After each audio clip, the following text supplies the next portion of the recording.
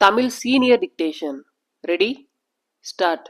மாண்புமிகு தலைவர் அவர்களே, வரவு செலவு திட்டத்தின் மீது பேசும்போது என்னுடைய கருத்துக்களை கூற விரும்புகிறேன்.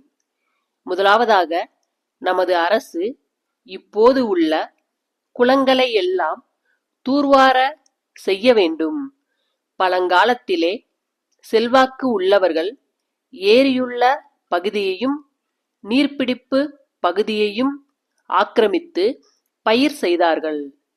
சாலை வழியாக போகும்போது பார்த்தால் ஒவ்வொரு ஏரியிலும் 3/4 பகுதிக்கு மேல் ஆக்கிரமிப்பு செய்திருப்பது தெரியும்.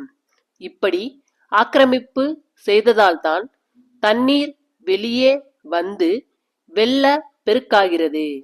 ஆகவே இப்படிப்பட்ட ஏரிகளை எல்லாம் தூர் எடுக்க வேண்டும். அடுத்து, சென்னையை சுற்றியிருந்த ஏரிகளில் கிட்டத்தட்ட 30 ஏரிகள் ஒழிக்கப்பட்டதாலும் ஆக்கிரமிப்பு செய்யப்பட்டதாலும் தான் தண்ணீர் தேங்குவதற்கு இடம் இல்லாமல் அடையாறு, கூவம் போன்ற ஆறுகளில்தான் கலக்க வேண்டும் என்பதால் இன்றைக்கு சென்னைக்கு அபாயகரமான நிலை ஏற்பட்டிருக்கிறது. ஆகவே தமிழகம் பூராவும் உள்ள நீர்நிலைகளை ஆக்கிரமிக்க கூடாது என்று அரசு ஓர் உத்தரவு போட வேண்டுமென்று கேட்டுக்கொள்கிறேன்.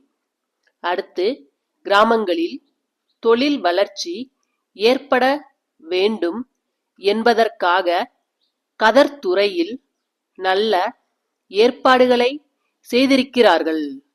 கதர் வாரியத்தின் சார்பிலே ஓலை பின்னுதல், அதன் மூலம் பல பொருட்களை உற்பத்தி செய்தல், நூல் நூற்பது போன்ற பல திட்டங்கள் செயல்பட்டு வருகின்றன.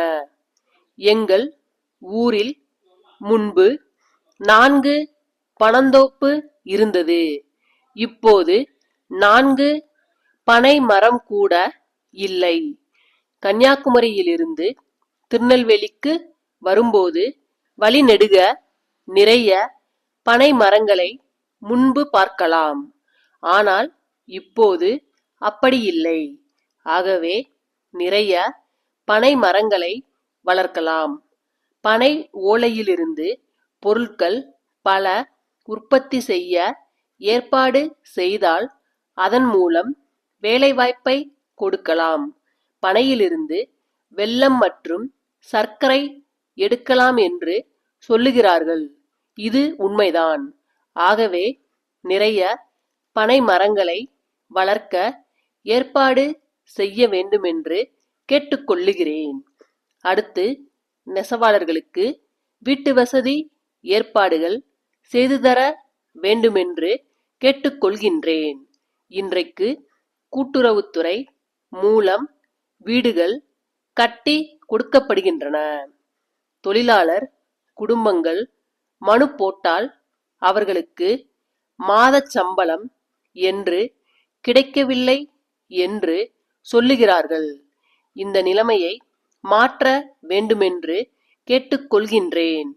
நெசவாளர் என்ற உடனே அவர்கள் பெயரை பதிவு செய்து கொண்டு ஒரு குறிப்பிட்ட காலத்தில் அவர்களுக்கு வீட்டு வசதி செய்து கொடுக்க வேண்டும். 3 வருடம், 6 வருடம் என்று வரையறை செய்து கூட்டுறவு நிறுவனங்கள் மூலம் அவர்களுக்கு வீட்டு வசதி செய்து கொடுக்க வேண்டும். அடுத்து, முதியோர்க்கு உதவி செய்யும் திட்டத்தினை எல்லோரும் பாராட்டுகிறார்கள் என்பதை நான் இங்கே சுட்டிக்காட்ட விரும்புகிறேன்.